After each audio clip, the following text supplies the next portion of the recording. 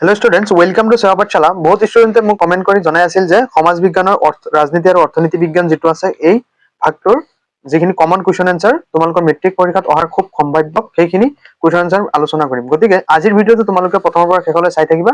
মই আজিৰ ভিডিঅ'টোত যিখিনি কুৱেশ্যন এনচাৰ তোমালোকক বাছি দিম সেই কুৱেশ্যন এনচাৰখিনি যদি তোমালোকে ভালদৰে চাই যোৱা তোমালোকৰ এই ৰাজনীতি আৰু অৰ্থনীতি বিজ্ঞান এই পাৰ্টটোৰ পৰা ফুল মাৰ্কছ স্ক'ৰ কৰিবলৈ সক্ষম হ'বা। মই বিভিন্ন কুৱেশ্যন পেপাৰ, টেষ্ট পেপাৰ, তাৰোপৰি তোমাৰ 10 বছৰ PYQ কুৱেশ্যন এনচাৰ আৰু কুৱেশ্যন বেংক আদি বিভিন্ন কিতাপ মই এনালাইজ কৰি মই তোমালোকক কুৱেশ্যন এনচাৰখিনি যিহেতু জনাম, গতিকে তোমালোকে কুৱেশ্যন এনচাৰখিনি মই যিখিনি দেখুৱাই দিম, মই MCQ, লং কুৱেশ্যন, শ্বৰ্ট কুৱেশ্যন চব দেখুৱাই দিম।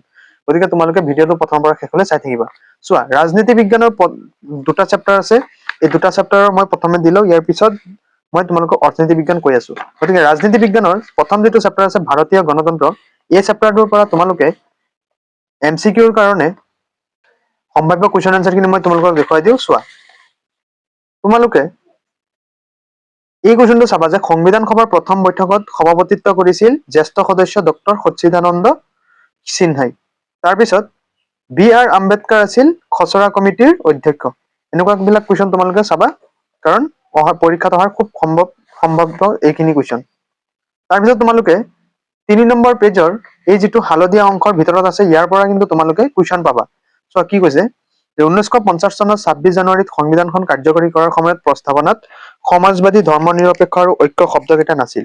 1976 চনৰ 18 ডিচেম্বৰ তাৰিখে হোৱা সংবিধানৰ 42তম সংবিধান সংশোধনৰ জৰিয়তে এই শব্দ তিনিটা প্ৰস্তাৱনাত সংযোগ কৰা হয়। ইয়াৰ পৰা তোমালোকে হয় শ্বৰ্ট কুৱেশ্যন পাবা, নহয় MCQ, নহলে তোমালোকৰ এডজাষ্টন ৰিজনৰ কুৱেশ্যন এটা পাব পাৰা। গতিকে এই অংশখিনি তোমালোকে ভালদৰে চাবা। ইয়াৰ পৰা তোমালোকৰ 1 বা 2 মাৰ্কৰ এনেকুৱা কুৱেশ্যন কিন্তু কমন পৰিব। ঠিক আছে। ইয়াৰ পিছত তোমালোকে 4 নম্বৰ পেজত যিটো আছে সংবিধান খচৰা কমিটিৰ সদস্যসকল, ইয়াৰ পৰা কিন্তু তোমালোকে এই যিমানখিনি মানুহৰ নাম দি আছে তোমালোকে ভালদৰে চাবা যে সংবিধান খচৰা কমিটিৰ সদস্যসকলৰ ভিতৰত ডক্টৰ BR আম্বেদকাৰ আছিল সভাপতি।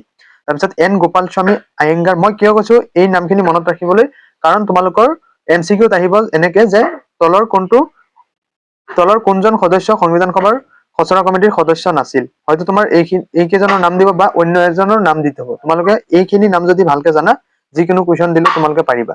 ঠিক আছে।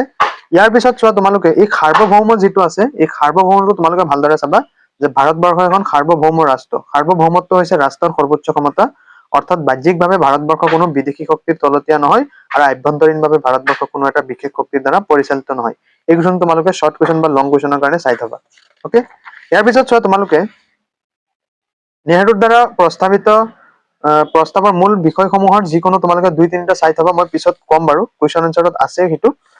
তাৰপিছত চোৱা, এই কুৱেশ্যনটো তোমালোকে জানাই যে পৃথিৱীত যুক্তৰাষ্ট্ৰীয় পদ্ধতিত প্ৰথম প্ৰৱৰ্তন হৈছিল আমেৰিকা যুক্তৰাষ্ট্ৰত। অৰ্থাৎ যুক্তৰাষ্ট্ৰৰ গৃহভূমি বুলি কাক কোৱা হয়, যে আমেৰিকা যুক্তৰাষ্ট্ৰক বুলি কোৱা হয়। তাৰপিছত চোৱা, সংবিধানৰ 1 নং অনুচ্ছেদত ভাৰতক এখন ৰাজ্যসমূহৰ সংঘ বুলি ঘোষণা কৰা হৈছে। এইটো তোমালোকৰ MCQ আহিব পাৰে যে কেই নং অনুচ্ছেদত ভাৰতক এখন ৰাজ্যসমূহৰ সংঘ বুলি ঘোষণা কৰা হৈছে। তোমালোকে লিখিবা যে সংবিধানৰ 1 নং অনুচ্ছেদত। ঠিক আছে। তাৰপিছত চোৱা, তোমালোকে পেজ নম্বৰ 8ত চোৱা যে 1983 চনত চৰকাৰীয়া আয়োগ গঠন কৰা হৈছিল। এনেকুৱাবিলাক কুৱেশ্যন চাবা। তাৰপিছত আমেৰিকাত কিন্তু দ্বৈত নাগৰিকত্ব ব্যৱস্থা আছে, কিন্তু ভাৰতবৰ্ষত দ্বৈত নাগৰিকত্ব ব্যৱস্থা নাই। এতিয়া চোৱা, পেজ নম্বৰ 9ৰ এই কুৱেশ্যনটো কিন্তু তোমালোকৰ মষ্ট ইম্পৰ্টেণ্ট কুৱেশ্যন। চোৱা, ইয়াতে কৈছে যে সংসদীয় চৰকাৰৰ যিখিনি বৈশিষ্ট্য এইখিনি এইটো পেৰাগ্ৰাফত দিয়া আছে। চোৱা, ইংলেণ্ডৰ সংসদীয় গণতন্ত্ৰৰ লগত ভাৰতবৰ্ষৰ সংসদীয় গণতন্ত্ৰৰ মূল পাৰ্থক্যকেইটা মন কৰিবলগীয়া যে ভাৰতবৰ্ষৰ সংসদীয় গণতন্ত্ৰ প্ৰধানত এখন কি গণৰাজ্য, কিন্তু ইংলেণ্ডৰ সংসদীয় গণতন্ত্ৰ গণৰাজ্য নহয়। ইংলেণ্ডৰ দৰে আমাৰ দেশৰ সংসদীয় এইখিনি তোমালোকে চাবা, মই তোমালোকক দেখুৱাই দিম বাৰু। তাৰপিছত চোৱা, 1935 চনত ভাৰত চৰকাৰ আইন অনুসৰি কি কৰিছিল, ব্ৰিটিছে ভাৰতত কৰিছিল। এই কুৱেশ্যনটো তোমালোকে ভালদৰে চাবা যে 1935 চনত ভাৰত চৰকাৰ আইন কিমান চনত প্ৰণয়ন কৰা হৈছিল, যে 1935 চনত। এতিয়া অনুশীলনী কুৱেশ্যন এইখিনিতো তোমালোকে জানাই যে কেবিনেট মিছন ভাৰতলৈ 1946 চনত আহিছিল। এইটো মই দেখুৱাই দিছো যে সংবিধান সভাৰ প্ৰথম সভাপতি ডক্টৰ সচ্চিদানন্দ সিনহা আছিল আৰু খচৰা কমিটিৰ অধ্যক্ষ আছিল BR আম্বেদকাৰ। এইবিলাক চাবা তোমালোকে। তাৰপিছত এইখিনি মই দেখুৱাইছোৱেই হ'ল। এতিয়া তোমালোকে এইটো মই দেখুৱাই দিছো নহয় যে 42তম 1976 চনত এইটো চাবা। তাৰপিছত লং কুৱেশ্যনৰ ভিতৰত তোমালোকে 4 আৰু 5 যিটো আছে এই কুৱেশ্যনটো চাবা যে ভাৰতবৰ্ষৰ যুক্তৰাষ্ট্ৰীয় ব্যৱস্থাৰ বৈশিষ্ট্যসমূহ আলোচনা কৰা আৰু ভাৰতীয় সংসদীয় পদ্ধতিৰ চৰকাৰৰ উল্লেখযোগ্য বৈশিষ্ট্যসমূহৰ ওপৰত ব্যাখ্যা কৰা। হল 2 3 মুঠতে 1 2 4 5 এই কুৱেশ্যনখিনি তোমালোকে কিন্তু ভালদৰে চাবা। ইয়াৰ পৰা নেহৰুৰ উদ্দেশ্য মই দেখুৱাই দিছোৱেই, যিকোনো দুটা বা এটা শিকিলেই হ'ল। তোমালোকে 1 নম্বৰ কুৱেশ্যনটো কিন্তু ভালদৰে চাবা আৰু 2 নম্বৰটো কিন্তু মোষ্ট ইম্পৰ্টেণ্ট যে সাৰ্বভৌম সমাজবাদী ধৰ্মনিৰপেক্ষ গণতান্ত্ৰিক। 2 নম্বৰ কুৱেশ্যনটো তোমালোকৰ যদি হৈ যায় তেতিয়াহ'লে তোমালোকৰ যদি বনায়ো দিয়ে কুৱেশ্যন যে সাৰ্বভৌম মানে কি তোমালোকে লিখিব পাৰিবা। গতিকে 2 নম্বৰটো তোমালোকে ভালদৰে শিকিবা। হল গতিকে আমাৰ 1 নম্বৰ চেপ্টাৰটো ইমানতে শেষ হ'ল। তোমালোকে মই যিখিনি দেখুৱাই দিছো এইখিনি ভালদৰে বাৰে বাৰে ৰিপিট কৰিবা, এইখিনিৰ পৰাই তোমালোকে কমন পাবা। এতিয়া আমি নেক্সট আগবাঢ়ো। নেক্সট হ'ল আন্তৰ্জাতিক সংস্থা, ৰাষ্ট্ৰসংঘ আৰু অন্যান্য। ইয়াৰ পৰা তোমালোকে এমচিকিউৰ কাৰণে এইটো চাবা যে 1945 চনৰ 24 অক্টোবৰ তাৰিখে ৰাষ্ট্ৰসংঘ শীৰ্ষক অনুষ্ঠানটোৰ জন্ম হ'ল। যে ৰাষ্ট্ৰসংঘ কিমান চনৰ কিমান তাৰিখে কি কৰা হৈছিল, গঠন কৰা হৈছিল বা জন্ম হৈছিল। গঠন কৰা হৈছিল 1945 চনৰ 24 অক্টোবৰ। এইখিনি ভালদৰে চাবা। তাৰপিছত 24 অক্টোবৰ দিনটো বিশ্ববাসীয়ে ৰাষ্ট্ৰসংঘ দিৱস হিচাপে পালন কৰে। এইটো এমচিকিউৰ কাৰণে কিন্তু মোষ্ট ইম্পৰ্টেণ্ট হৈ আছে। তাৰপিছত চোৱা বৰ্তমান ৰাষ্ট্ৰসংঘত কিমানখন সদস্য ৰাজ্য অন্তৰ্ভুক্ত হৈ আছে, যে 193খন সদস্য ৰাষ্ট্ৰৰে কি হৈ আছে, জড়িত হৈ আছে ৰাষ্ট্ৰসংঘ। এই তিনিটা চাবা এইটো পেজৰ পৰা। তাৰপিছত চোৱা মই এমচিকিউ আৰু দেখুৱাই দিওঁ। তাৰপিছত তোমালোকে চোৱা পেজ 12ত যে আমেৰিকা যুক্তৰাষ্ট্ৰৰ নিউয়ৰ্ক চহৰত থকা মুখ্য কাৰ্যালয়, ৰাষ্ট্ৰসংঘৰ মুখ্য কাৰ্যালয় ক'ত আছে, আমেৰিকা যুক্তৰাষ্ট্ৰৰ নিউয়ৰ্ক চহৰত। এইটো কিন্তু মোষ্ট ইম্পৰ্টেণ্ট কুৱেশ্যন, তোমালোকে এইটো ভালদৰে চাবা। ঠিক আছে। ইয়াৰ পিছত চোৱা তোমালোকে ৰাষ্ট্ৰসংঘৰ অংগসমূহ যিখিনি আছে পেজ নম্বৰ 13ত। এইটো কিন্তু মোষ্ট ইম্পৰ্টেণ্ট। তোমালোকে ইয়াৰ পৰা 6টা অংগৰ ভিতৰত যিকোনো 4 বা 5টা তোমালোকৰ লিখিব আহে বা এটা দুটা যিকোনো আহিব পাৰে। যে ৰাষ্ট্ৰসংঘৰ প্ৰধান অংগৰ ভিতৰত 2টা অংগ লিখা। তোমালোকে এইখিনি যিখিনি সহজ যেনে সাধাৰণ সভা, আন্তৰ্জাতিক ন্যায়ালয়, সচিবালয়, এই সহজখিনি ভালদৰে চাবা। ঠিক আছে। তাৰপিছত চোৱা ইয়াতে এমচিকিউৰ কাৰণে এটা মোষ্ট ইম্পৰ্টেণ্ট কুৱেশ্যন যে স্থায়ী সদস্য ৰাষ্ট্ৰকেইখন হ'ল কি যে America, great Britain, France, Russia আৰু চীন। এই কুৱেশ্যনটো কিন্তু তোমালোকে ভালদৰে মুখস্থ কৰিবা। ইয়াৰ পৰা যিকোনো এমচিকিউ কিন্তু খুব কাটি দিয়ে বা এজাপশ্যন ৰিজন আজিকালি খুব টানকে কাটে। গতিকে এইখিনি বস্তু তোমালোকে চাবা। তাৰপিছত চোৱা সচিবালয়ৰ কাৰ্যকাল কেইবছৰ, 5 বছৰ। এইটো কিন্তু তোমালোকে এমচিকিউৰ কাৰণে চাবা। আৰু এটা এমচিকিউৰ কাৰণে চাবা ৰাষ্ট্ৰসংঘৰ প্ৰথম সচিব প্ৰধানজন আছিল নৰৱেৰ ট্ৰাইভহাল্টান লি। এই বস্তুটো কিন্তু তোমালোকে চাবা, খুব ইম্পৰ্টেণ্ট। আৰু তোমালোকে কি কৰিবা, এই যিখিনি আছে মানে ফুল মিনিং তোমালোকৰ লিখিবাহে। মই এটা কথা কৈ আছো তোমালোকক, এইখিনিৰ পৰা যিকোনো এটা তোমালোকে কমন পাবাই মেট্ৰিকত 14 নম্বৰ পেজত। হয়তো তোমাৰ আহিব পাৰে যে WHO ফুল মিনিং কি, যে ৱৰ্ল্ড হেল্থ অৰ্গেনাইজেশ্যন, হয় নহয়। গতিকে তোমালোকে এই অংশখিনি যদি ভালদৰে শিকা, ইয়াৰ পৰা তোমালোকে এটা 100% কমন পাবা। গতিকে এই অংশখিনি তোমালোকে ভালদৰে শিকিবা আজিয়েই। ইয়াৰ পিছত আমি আগবাঢ়ো। চোৱা ইয়াৰ পৰা ৰাষ্ট্ৰসংঘৰ যিখিনি চুক্তি হেৰি কৰিছিল, ইয়াৰ পৰা কিন্তু এটা বা দুটা চুক্তি তোমালোকৰ লিখিব আহে। একেবাৰে সহজ যিখিনি সেইখিনি চাবা। যেনে SALT I 1972 আৰু 1971ত সমুদ্ৰতলী নিয়ন্ত্ৰণ চুক্তি। এইটো মুখস্থ কৰিবা, এইটো মুখস্থ কৰিবা আৰু এই তিনিটা কিন্তু খুব মনত থাকে, কাৰণ 71, 72 আৰু 79 মানে এইটোতো সহজেই। সমুদ্ৰতলী মানে সাগৰৰ তলৰ যি নিয়ন্ত্ৰণ চুক্তি 1971 চনত কাৰ্যকৰী কৰা হৈছিল, আৰু 1972 চনত SALT I চুক্তি, এইটো মনত থাকিব। তাৰপিছত ইয়াতে চোৱা 71, 72 আৰু 79ত কি কৰিছিল, SALT II চুক্তিটো ৰূপায়ণ কৰিছিল। এনেকুৱাবিলাক যিখিনি তোমালোকৰ মনত থাকে সেইখিনিহে চাবা। তাৰপিছত চোৱা ৰাষ্ট্ৰসংঘৰ মানৱ অধিকাৰ আয়োগে 1946 চনৰ 16 ফেব্ৰুৱাৰী তাৰিখে প্ৰতিষ্ঠা হৈছিল। ৰাষ্ট্ৰসংঘৰ মানৱ অধিকাৰ আয়োগ, যে মানুহৰ যিখিনি মৌলিক অধিকাৰ আছে সেইখিনি যাতে খৰ্ব নহয়, সেই গতিকে 1946 চনৰ 16 অক্টোবৰ তাৰিখে কি কৰিছিল, ৰাষ্ট্ৰসংঘৰ মানৱ অধিকাৰ আয়োগ প্ৰতিষ্ঠা বা গঠন কৰা হৈছিল। এইটো তোমালোকৰ এমচিকিউৰ কাৰণে কিন্তু বহুত সম্ভাৱ্য কুৱেশ্যন। তাৰপিছত আগবাঢ়ো। চোৱা তাৰপিছত তোমালোকে এমচিকিউৰ কাৰণে চাবা যে পেজ নম্বৰ 16ত চোৱা যে মানৱ অধিকাৰ ঘোষণা পত্ৰ। ইয়াৰে চোৱা 10 ডিচেম্বৰ দিনটো মানৱ অধিকাৰ দিৱস হিচাপে পালন কৰা হয়। দ্য মোষ্ট ইম্পৰ্টেণ্ট এমচিকিউ তোমালোকৰ। গতিকে তোমালোকে এইটো ভালদৰে চাবা যে মানৱ অধিকাৰ দিৱস কিমান তাৰিখে পালন কৰা হয়, যে 10 ডিচেম্বৰ দিনটো, ডিচেম্বৰৰ 10 তাৰিখ। এইটো ভালদৰে চাবা। তাৰপিছত চোৱা তলত চোৱা 16 নম্বৰ পেজৰ একেবাৰে তলত কি আছে চোৱা, 1993 চনৰ 12 অক্টোবৰ তাৰিখে ৰাষ্ট্ৰীয় মানৱ অধিকাৰ আয়োগ গঠন কৰা হয়। এইটো কিন্তু ইম্পৰ্টেণ্ট। তাৰপিছত আগবাঢ়ো 17 নম্বৰ পেজত। চোৱা 17 নম্বৰ পেজত কি কৈছে, ৰাষ্ট্ৰীয় মানৱ অধিকাৰ আয়োগৰ সভাপতিজন উচ্চতম ন্যায়ালয়ৰ প্ৰাক্তন মুখ্য ন্যায়াধীশ হ'ব লাগিব। যে তোমালোকৰ কুৱেশ্যন এনেকে আহিব যে ৰাষ্ট্ৰীয় মানৱ অধিকাৰ আয়োগৰ সভাপতি হবৰ কাৰণে যিকোনো তোমাৰ যোগ্যতা কি কি, বা এটা যোগ্যতা লাগিব বা কি তোমাৰ কোৱালিফিকেশ্যন লাগিব। গতিকে এনেকুৱাবিলাক চাবা যে ৰাষ্ট্ৰীয় মানৱ অধিকাৰ আয়োগৰ সভাপতিজন উচ্চতম ন্যায়ালয়ৰ প্ৰাক্তন মুখ্য ন্যায়াধীশ হ'ব লাগিব।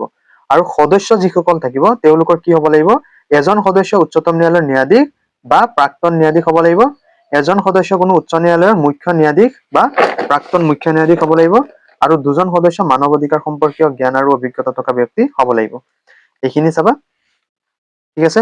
তাৰপিছত চোৱা, তোমালোকে এই বস্তুখিনি কিন্তু ভালদৰে চাবা, একেবাৰে এতিয়া শিকি লোৱা। তোমালোকৰ ফিউচাৰত যদি কিবা গভৰ্ণমেণ্ট এক্সাম দিয়া বা প্ৰিপেয়াৰ কৰা, এই বস্তুখিনি কিন্তু খুব ইম্পৰ্টেণ্ট। আৰু তোমালোকৰ মেট্ৰিকতটো আহিবই ইয়াৰ পৰা যিকোনো এটা বা দুটা। হয়তো আহিব পাৰে যে জাতিসমূহৰ সংঘৰ মুখ্য কাৰ্যালয় ক'ত, তোমালোকে লিখিব লাগিব লণ্ডন। ইয়াৰ পৰা তোমালোকে এই 7 নম্বৰটো চাবা আৰু 8 নম্বৰটো চাবা। এইখিনিতো তোমালোকৰ মনত থাকিবই, কাৰণ আন্তঃৰাষ্ট্ৰীয় ক্ৰিকেট পৰিষদ অৰ্থাৎ আইচিচি ক'ত আছে, ডুবাই আছে। তাৰপিছত ফুটবলৰটো ক'ত আছে, জুৰিক আছে, হয়নে? এইখিনি চাবা। তাৰপিছত এইখিনি চালে তোমালোকৰ এই 2 নম্বৰ চেপ্টাৰটো হৈ যাব। এতিয়া তোমালোকে অনুশীলনীৰ ভিতৰত মই যিখিনি কুৱেশ্যন আনচাৰ দেখুৱাই দিছো সেইখিনি অনুশীলনীৰ, তথাপিও তোমালোকে কি কৰিবা, ইয়াৰে দীঘল প্ৰশ্ন উত্তৰৰ 4 নম্বৰ কুৱেশ্যনটো আৰু 3 নম্বৰ কুৱেশ্যন, 1, 2, 3, 4 এই 4টা কুৱেশ্যন ভালদৰে চাবা। তোমালোকে এইখিনিৰ পৰাই কমন পৰিব। এতিয়া আমি নেক্সট আগবাঢ়ো অৰ্থনীতি পাৰ্টত। অৰ্থনীতি পাৰ্টৰ প্ৰথম যিটো চেপ্টাৰ আছে যে মুদ্ৰা আৰু বেংক ব্যৱস্থা। মুদ্ৰা আৰু বেংক ব্যৱস্থাৰ প্ৰথম যিটো তোমালোকে MCQ, সেইটো হ'ল বিনিময় প্ৰথা। যে সামগ্ৰীৰ বিপৰীতে সামগ্ৰীৰ প্ৰত্যক্ষ বিনিময় হ'ল কি, বিনিময় প্ৰথা। এটাৰ সলনি আন এটা হেৰি কৰে, লোৱা। তাৰপিছত চোৱা, সংগতিবিহীন যিটো অভাৱ আছে এইটো কিন্তু তোমালোকৰ মোষ্ট ইম্পৰ্টেণ্ট।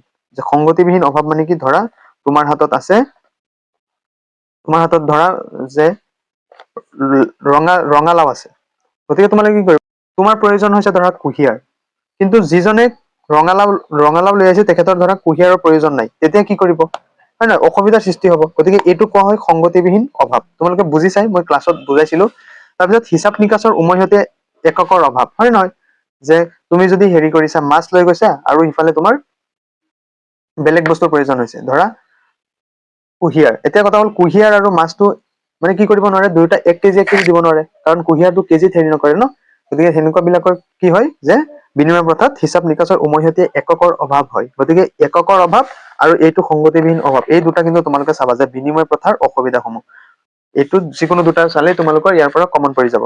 তাৰপিছত চোৱা 22 নম্বৰ পেজত যিটো আছে যে মুঠতে মুদ্ৰাৰ ক্ৰমবিকাশৰ 5টা পৰ্যায় আছে। মুদ্ৰাৰ ক্ৰমবিকাশৰ 5টা পৰ্যায় তোমালোকে এইটো ভালদৰে চাবা। যে প্ৰথম হ'ল বিনিময় প্ৰথা, ছেকেণ্ড হ'ল জন্তুমান, তৃতীয় হ'ল অমুদ্ৰিত ধাতুমান, আৰু চতুৰ্থ হ'ল ধাতু মুদ্ৰা, আৰু পঞ্চম হ'ল কাগজী মুদ্ৰা। এইখিনি তোমালোকে চাবা। তাৰপিছত দ্য মোষ্ট ইম্পৰ্টেণ্ট কুৱেশ্যন হ'ল 23 নম্বৰ পেজত চোৱা যে মুদ্ৰা কি, সামগ্ৰীৰ মূল্যৰ মাপকাঠি আৰু মূল্যৰ ভাণ্ডাৰ হিচাপে কাৰ্য সম্পাদন কৰা যিকোনো সামগ্ৰী হ'ল মুদ্ৰা। মই কিয় কৈছো তোমালোকক এইখিনি ভালদৰে চাবলৈ, কাৰণ তোমালোকৰ এডজাষ্টন ৰিজন আহে। এডজাষ্টন ৰিজনত হয়তো এনেকে কুৱেশ্যন কাটিব যে মুদ্ৰা হ'ল, এনেকে দি তলত এইটো আধা দিব, আৰু এটাত আধা দিব, আৰু এটা সম্পূৰ্ণ দি দিব। বুজি পাইছা নাই? গতিকে এই বস্তু তোমালোকে এতিয়া মুখস্থ কৰি ল'বা, ঠিক আছে। ইয়াৰ পিছত মুদ্ৰাৰ বৈশিষ্ট্যসমূহ যিখিনি আছে তোমালোকে এইখিনি ভালদৰে চাবা। তাৰপিছত যে মুদ্ৰাৰ তাৰল্য ৰূপ কাক বোলে, এইটো কিন্তু তোমালোকৰ শৰ্ট কুৱেশ্যন আহে, গতিকে তোমালোকে এইটো ভালদৰে চাবা। তাৰপিছত মুদ্ৰা হস্তান্তৰযোগ্য হ'ব লাগিব, এইটো তোমালোকে চাবা, এইটো কিন্তু ইম্পৰ্টেণ্ট, ঠিক আছে। এতিয়া চোৱা পেজ নম্বৰ 25ত তোমালোকৰ যিটো হেৰি আছে যে মুদ্ৰাৰ প্ৰথম দুটা কাৰ্যক হ'ল মুখ্য আৰু বাকী দুটা কাৰ্যক গৌণ কাৰ্য বুলি কোৱা হয়, এইটো চাবা, ঠিক আছে। তাৰপিছত তোমালোকে ধাতুগত মুদ্ৰা যিটো আছে যে সোণ বা ৰূপৰ গ্ৰহণযোগ্যতা আছে, এই দুয়োবিধ ধাতু বেলেগ বেলেগ বা একেলগে বিনিময়ৰ মাধ্যম হলে ধাতুগত মুদ্ৰাৰ প্ৰচলন হয়, এইটো চাবা।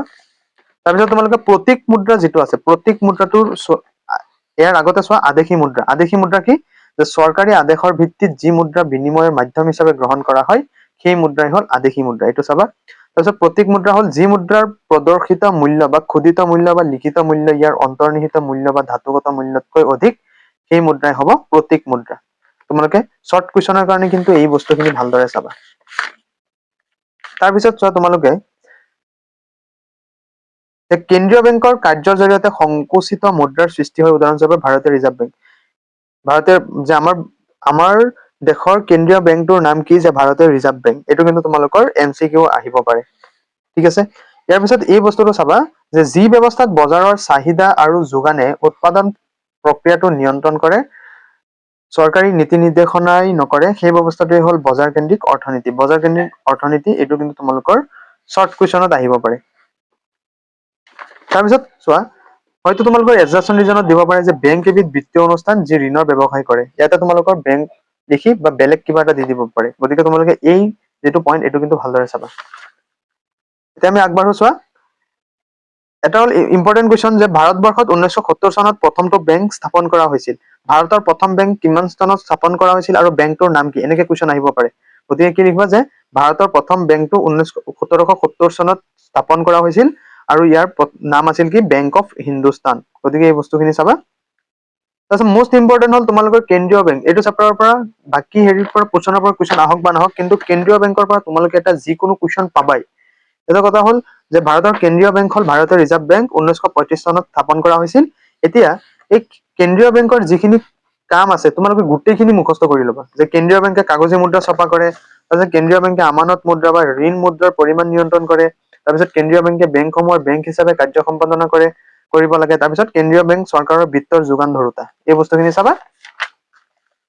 আৰু কেন্দ্ৰীয় বেংক হ'ল দেশৰ বৈদেশিক বিনিময়যোগ্য মুদ্ৰাৰ ৰক্ষক। কেন্দ্ৰীয় বেংকে বেংকসমূহৰ বাবে পৰিশোধ বেংকৰ কাম কৰে। কেন্দ্ৰীয় বেংকে উন্নয়নমূলক কাৰ্য সম্পাদনা কৰে। তাৰপিছত বাণিজ্যিক বেংকৰ ভিতৰত তোমালোকে এইখিনি চাবা যে বাণিজ্যিক বেংকে কি কৰে? বাণিজ্যিক বেংকে সঞ্চয় সংগ্ৰহ কৰে। এই সঞ্চয় তিনি প্ৰকাৰ: চলিত আমানত, স্থিৰ আমানত বা কাল আমানত। এই বস্তুখিনি চাবা তোমালোকে। ঠিক আছে? ইয়াৰ পিছত তোমালোকে চোৱা, আগবঢ়া। তোমালোকে পেজ নম্বৰ যিটো 35 আছে, 35ৰ যিটো নাবাৰ্ড আছে, অৰ্থাৎ কৃষি আৰু গ্ৰাম্য উন্নয়নৰ ৰাষ্ট্ৰীয় বেংক, এইটো কিন্তু তোমালোকৰ কেন্দ্ৰীয় বেংকৰ দৰে মোষ্ট ইম্পৰ্টেণ্ট। যে নাবাৰ্ড কিমান চনত স্থাপন হৈছিল? 1982 চনত নাবাৰ্ড স্থাপন কৰা হৈছিল।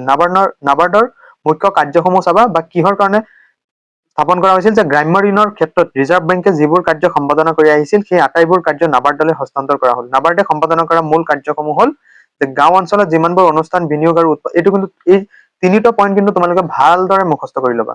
ঠিক আছে? ইয়াৰ পৰা তোমালোকে কিন্তু পাবা, ইম্পৰ্টেণ্ট পাবা। তাৰপিছত চোৱা 35 পেজৰ যিটো তলৰ অংশ, যে 1989 চনত সংসদ চিডবি আইন গৃহীত হয় আৰু 1990 চনত চিডবি কাৰ্যকৰী হৈ উঠে। চিডবিৰ মুখ্য কাৰ্যালয় লক্ষ্ণৌত অৱস্থিত। এইটো কিন্তু তোমালোকৰ শৰ্ট কুৱেশ্যনৰ কাৰণে মোষ্ট ইম্পৰ্টেণ্ট। ঠিক আছে? এতিয়া চোৱা, অনুশীলনী কুৱেশ্যন আনচাৰৰ ভিতৰত তোমালোকে কি কৰিবা? এক যিটো আছে যে বিনিময় প্ৰথা কি, এইটো চাবা। তাৰপিছত মুদ্ৰা কি, এই কুৱেশ্যনটো তোমালোকে ভালদৰে চাবা। তাৰপিছত 7 নম্বৰটো এইখিনি মই গোটেইখিনি দেখুৱাই দিছো। এতিয়া 2 নম্বৰ যিটো চমু উত্তৰৰ প্ৰশ্নৰ তোমালোকে 3, 4, 5, 6, 7 ভালদৰে চাই থবা।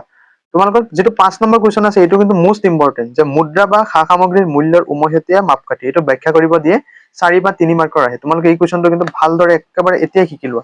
তাৰপিছত চোৱা 3 নম্বৰৰ দীঘল উত্তৰৰ প্ৰশ্নৰ তোমালোকৰ 1 নম্বৰ যিটো আছে যে বিনিময় প্ৰথাৰ 4টা অসুবিধা, মই তোমালোকক দেখুৱাই দিছো। এই কুৱেশ্যনটো কিন্তু তোমালোকে শিকিবাই। এই কুৱেশ্যনটো কিন্তু মোষ্ট ইম্পৰ্টেণ্ট, ৰিপিটেড কুৱেশ্যন। তাৰপিছত মুদ্ৰাৰ যিকোনো 4টা প্ৰধান বৈশিষ্ট্য, এইটো ৰিপিটেড কুৱেশ্যন, এইটো কিন্তু অহাৰ খুব চান্স আছে। ঠিক আছে? তাৰপিছত এইখিনি মই দেখুৱাই দিছো তোমালোকক। কেন্দ্ৰীয় বেংকৰ 4টা প্ৰধান কাৰ্য, এইখিনি কিন্তু ইম্পৰ্টেণ্ট আছে। 6 নম্বৰ কুৱেশ্যনটো চাবা ইয়াতে, 1, 2 চাবা আৰু 6 চাবা। ঠিক আছে? তাৰপিছত মুদ্ৰা সম্পাদনা কৰা যিকোনো এটা বা দুটা কাৰণ জানিলে হৈ যায় তোমালোকৰ। এতিয়া তোমালোকে এটা কাম কৰিবা, এই 8 নম্বৰ কুৱেশ্যনৰ ক আৰু খটো চাই থবা। IDBI আৰু বা আঞ্চলিক গ্ৰাম্য বেংক, যিকোনো এটা চালেই হ'ল। তোমালোকে হয়তো তোমালোকৰ চমুটোকা লিখিব আহিব। ঠিক আছে? এতিয়া আমি নেক্সট আগবাঢ়ো। অৰ্থনীতিৰ যিটো ছেকেণ্ড চেপ্টাৰ আছে যে অৰ্থনৈতিক উন্নয়ন, এইটো চোৱা দ্বিতীয় অধ্যায়। দ্বিতীয় অধ্যায়ৰ তোমালোকে মই তোমালোকক MCQ দি দিওঁ। চোৱা MCQ চাবা যে UNDPৰ ফুল ফৰ্ম, যে ইউনাইটেড নেশ্যনছ ডেভেলপমেণ্ট প্ৰগ্ৰাম, এই কুৱেশ্যনটো চাবা। তাৰপিছত 1990 চনত প্ৰথমখন মানৱ উন্নয়ন প্ৰতিবেদন কি কৰা হৈছিল? প্ৰকাশ কৰা হৈছিল। তাৰপিছত চোৱা, তাৰপিছত তোমালোকে চোৱা নীতি আয়োগ কিমান চনত স্থাপন কৰা হৈছিল? যে 2014 চনত গঠিত নতুন কেন্দ্ৰীয় চৰকাৰ পৰিকল্পনা আয়োগৰ ঠাইত নীতি আয়োগ কিমান চনত গঠন কৰা হৈছিল? যে 2014 চনত। এইটো কিন্তু মোষ্ট ইম্পৰ্টেণ্ট কুৱেশ্যন। তোমালোকে নীতি আয়োগৰ বিষয়ে ভালদৰে জানি থবা। যে 2014 চনত গঠিত নতুন কেন্দ্ৰীয় চৰকাৰে যেতিয়া নৰেন্দ্ৰ মোদী চৰকাৰ আহিছিল, তেতিয়া কি কৰিছিল? আগতে আছিল পৰিকল্পনা আয়োগ, আৰু সেই পৰিকল্পনা আয়োগৰ সলনি নাম থৈছিল কি? নীতি আয়োগ। নীতি আয়োগ কি? যে ভাৰতবৰ্ষৰ ৰূপান্তৰৰ বাবে ৰাষ্ট্ৰীয় অনুষ্ঠান। প্ৰধানমন্ত্ৰীয়ে 2014 চনত দেশবাসীক উদ্দেশ্যি দিয়া স্বাধীনতা দিৱসৰ ভাষণত এই সিদ্ধান্ত গ্ৰহণ কৰিছিল, আৰু 2015 চনৰ 1 জানুৱাৰীৰ দিনা পৰিকল্পনা আয়োগৰ ঠাইত নীতি আয়োগ গঠন কৰা হ'ল বুলি ঘোষণা কৰা হয়। 2014 চনত কি কৰিছিল? প্ৰস্তাৱনা লৈছিল, কিন্তু কাৰ্যকৰী কিমান চনত হৈছিল? যে 2015 চনত। তাৰপিছত চোৱা, যে নীতি আয়োগৰ প্ৰথমখন বৈঠক নতুন দিল্লীত অনুষ্ঠিত হৈছিল, আৰু ইয়াৰ অধ্যক্ষ কোন? প্ৰধানমন্ত্ৰী। এই কুৱেশ্যনটো তোমালোকে ভালদৰে চাবা। হা, ইয়াৰ পৰা কিন্তু তোমালোকে নিৰিবাই। এই কুৱেশ্যন তোমালোকৰ এইটো চেপ্টাৰৰ পৰা এই নীতি আয়োগ যিটো এই পাৰ্টটো কিন্তু বহুত ইম্পৰ্টেণ্ট। তাৰপিছত চোৱা আমি আগবাঢ়ো। চোৱা এই উদাৰীকৰণ যিটো আছে এই বস্তুটো চাবা যে দেশৰ আৰ্থিক ব্যৱস্থাৰ ওপৰত থকা ৰাষ্ট্ৰৰ নিয়ন্ত্ৰণৰ শিথিলকৰণ হল উদাৰীকৰণ। 1991 চনৰ পূৰ্বে ঔদ্যোগিক খণ্ড, বৃত্তীয় খণ্ড, বৈদেশিক মুদ্ৰাৰ আহৰণ আৰু ব্যৱহাৰ, বাণিজ্য আৰু বিনিয়োগ খণ্ডই বিনিয়োগ খণ্ডত ৰাষ্ট্ৰই এক গুৰুত্বপূৰ্ণ ভূমিকা পালন কৰিছিল। এই কুৱেশ্যনখিনি তোমালোকে চাবা। তাৰপিছত অনুশীলনী কুৱেশ্যনত তোমালোকে ব্যাখ্যা কৰাৰ যিটো আছে কুৱেশ্যনটো চাবা যে অৰ্থনৈতিক বিকাশ কাক কয় আৰু উদাৰীকৰণ কাক কয়, গোলাকীকৰণ বা বিশ্বায়ন আৰু ব্যক্তিগতকৰণ, এই চাৰিটা চাবা। তাৰপিছত চমু উত্তৰৰ 2, 3 আৰু 5, 6 চাবা। এইটো তোমালোকক দেখুৱাই দিছো মই। এই কুৱেশ্যনটো কিন্তু তোমালোকৰ মোষ্ট ৰিপিটেড বা কমন কুৱেশ্যন যে ভাৰতবৰ্ষৰ পঞ্চবাৰ্ষিক পৰিকল্পনাৰ 3টা মূল লক্ষ্য উল্লেখ কৰা। এই কুৱেশ্যনটো কিন্তু তোমালোকে ভালদৰে চাবা। তাৰপিছত 3 নম্বৰ কি মানৱ উন্নয়নৰ 3টা সূচক কি কি। 2 নম্বৰ হল অৰ্থনৈতিক বিকাশ আৰু অৰ্থনৈতিক উন্নয়নৰ 2টা প্ৰধান পাৰ্থক্য উল্লেখ কৰা। এই কুৱেশ্যন কিন্তু তোমালোকে চাবা। তাৰপিছত দীঘল প্ৰশ্ন উত্তৰৰ ভিতৰত তোমালোকে কি কৰিবা, যিটো 10 নম্বৰ কুৱেশ্যন আছে চোৱা অৰ্থনৈতিক সংস্কাৰ আৰু পৰিৱৰ্তনৰ সৃষ্টি কৰাটো অসুবিধা। এই কুৱেশ্যন তোমালোকে চাই থবা। আৰু অসমত চলিত পঞ্চবাৰ্ষিক পৰিকল্পনা 6টাৰ নহয়, তোমালোকে যিকোনো 3টা বা 2টা শিকিলে হ'ব। 11 নম্বৰ কুৱেশ্যনটো কিন্তু তোমালোকে চাবা। 7 নম্বৰ কুৱেশ্যনটো তোমালোকৰ ইম্পৰ্টেন্ট আছে, ৰিপিটেড। এই কুৱেশ্যনটো তোমালোকৰ 2020 নহলে 21 চনত আহিছিল। তোমালোকৰ এইটো কিন্তু অকমান ইম্পৰ্টেন্ট হৈছে, গতিকে 7 নম্বৰ কুৱেশ্যনটো তোমালোকে ভালদৰে চাবা। গতিকে ষ্টুডেণ্ট তোমালোকৰ ৰাজনীতি আৰু অৰ্থনীতি বিজ্ঞানৰ কমন কুৱেশ্যন ইমানেই আছিল। তোমালোকে এইখিনি যদি চোৱা ৰাজনীতি আৰু অৰ্থনীতি বিজ্ঞানত তোমালোকে ফুল মাৰ্কছ স্ক'ৰ কৰিবলৈ সক্ষম হ'বা। গতিকে আজিৰ ভিডিঅ'টো তোমালোকে লাইক কৰি আমাৰ সেৱা পাঠশালা ছাবস্ক্ৰাইব কৰিবা। ইয়াৰ নেক্সট পৰৱৰ্তী ক্লাছত মই তোমালোকৰ আৰু ৰৈ যোৱা ছাবজেক্টখিনি তোমালোকৰ কমন দিম। আৰু তোমালোকৰ গোটেইখিনি ছাবজেক্টৰ মই কমন কুৱেশ্যন এনচাৰ ধুনীয়াকৈ বাছি দিছো। তোমালোকে আমাৰ এইটো সেৱা পাঠশালা ইউটিউব চেনেলত যাবা, গৈ তাতে প্লেলিষ্ট এটা আছে, মই তাতে প্লেলিষ্ট এটা বনাই থৈছো যে কমন কুৱেশ্যন বুলি। তাতে তোমালোকে গোটেইখিনি পাই যাবা। আমাৰ বিভিন্ন টিচাৰ সকলে তোমাৰ ইংৰাজী আদি কৰি বিভিন্ন তোমালোকৰ মেট্ৰিক পৰীক্ষাৰ কাৰণে গাইড কৰি আছে আৰু কমন কুৱেশ্যন এনচাৰ দি আছে। গতিকে তোমালোকে আমাৰ সেৱা পাঠশালাটো ছাবস্ক্ৰাইব কৰি ভিডিঅ'টোত লাইক কৰি দিবা। গতিকে আজিলৈ আহিছো, থেংক ইউ। আৰু তোমালোকৰ পৰীক্ষাৰ কাৰণে অল দা বেষ্ট।